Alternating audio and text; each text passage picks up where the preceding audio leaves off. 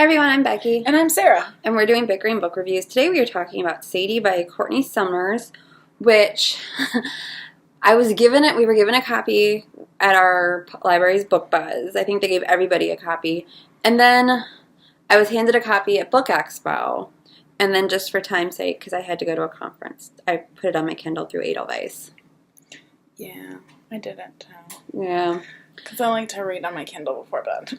Yeah, So we had a lot of copies of this book. But most of them have received new homes. I'm spreading the Sadie well. It's true. Okay, they're not. I feel like the publisher's just like, and you get a book, and you get a book, and here's Sadie again, and blah. Well, and we went to an event where the Book Buzz, and the publisher was there, and Penguin is putting a lot behind this book. And yeah. I can see why they're doing it, because I could see this book coming up on best of lists, or even the award lists. I wouldn't be shocked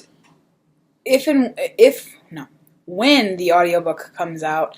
They can really do a lot with this book, and I wouldn't be shocked if it was on some awards. If it was on Odyssey. Yeah. But we digress. So this book, Sadie Hunter's childhood was not happy. Her mother was an addict who left Sadie and her sister alone. But Sadie loved her sister Maddie. Maddie was the only light in Sadie's life, and Sadie spent her days protecting Maddie until the days she couldn't. Now Sadie is hunting the man that she knows killed her sister. Wes McCrae is the star of his own radio show, who stumbles across Sadie's story. Wes begins to follow the trail of Sadie's journey for his podcast. Can Wes find Sadie before she meets the same fate as Maddie? And so I've read a few books by Courtney Summers, and I think it was funny when we saw the publisher talk about her. She's like, she's so nice and warm and bubbly. Courtney Summers writes books that are so realistically horrifying that, like, it lingers with you. I think she writes Dateline books. Like, it feels like Dateline. Yeah. Her books, it's like 2020. Her book, Some Girls, I think it's called Some Girls Are, about the bullying amongst teenage girls, like, literally, like, I still, like, every so often some of the stuff that they do in that book, if it, like, comes back to me, like, I shiver. It was so horrific. And that was the thing, like, this book, like, everything in it is so horrific, but you're like, that could happen. No, it seriously felt like a Dateline episode. Right. Like, I've seen this type of story play out before on TV. But it's really well written. It is really well written. And it is interesting. I mean, like, and I think this is because it plays off of that, you really could give it to a teen, but an adult, and I think they would both kind of be entranced by it. I could see this becoming an adult book discussion book, because parts of it are told through Wes' podcast, and then parts of it are from Sadie's perspective of what she's going through. And I think that doing it podcast-wise makes it so it's not so horrifically depressing you want to die a little. Because, like, West, it kind of pulls it back just a little bit. Right. I can agree with that. And I also think that the podcast kind of format, I really can't wait to see what it looks like as an audiobook, because you really could do a lot with this. And I think that it could really reach out to a lot of regular podcast listeners, because it's got kind of that serialized, interesting murder mystery thing going on.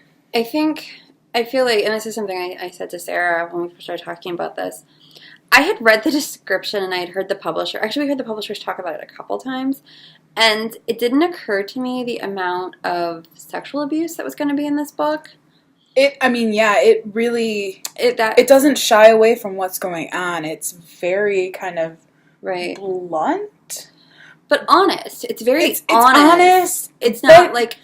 You're not, like... But it pushes it to the edge, but doesn't cross that line. She's not exploiting. She's not sensationalizing. Right. This is just what it is. But I feel like that needs, like, you almost need a trigger warning on the book. Because I was reading it and I was like, oh. And then it happened again. And yeah.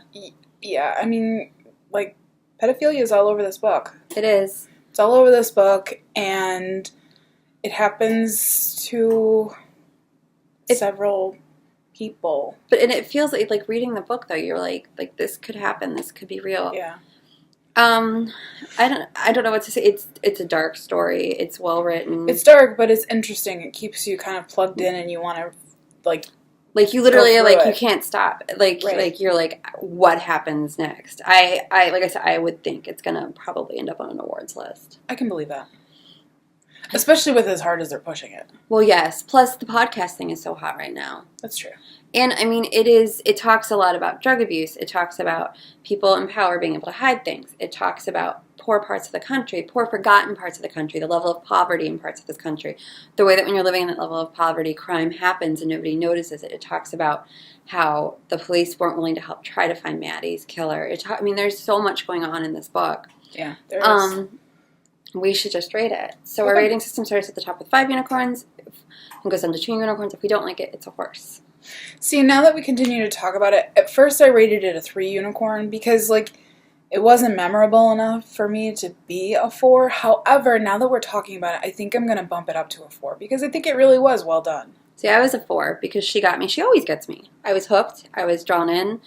Her books are not long, but she develops those characters so well. The setting was developed. The story was developed. The mystery was good. So, yeah, I'm at a 4. Okay, perfect. So that is where we are on Sadie by Courtney Summers. All right, see you around. Thanks.